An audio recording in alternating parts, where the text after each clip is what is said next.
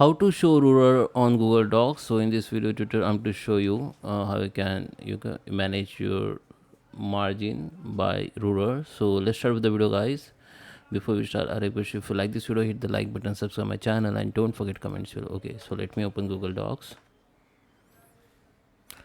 Okay guys, so here we are. This is my Google Docs file I have opened, and you can see in my case I got my left ruler or top ruler here, ruler margin. You can see I can manage the margin by clicking on this blue icon, or you can say indent, and I can drag the margin from left to right or right to left. Okay, same as I can manage the top margin and bottom margin by adjusting that ruler option. So in your case, if your ruler not showing here, so how can visible to you, just go to the insert, go to the view, and go to this option, show ruler. Okay, just click on the show ruler, your ruler will be visible like this. Okay, so I hope you like this video. Please subscribe me. Thank you for watching.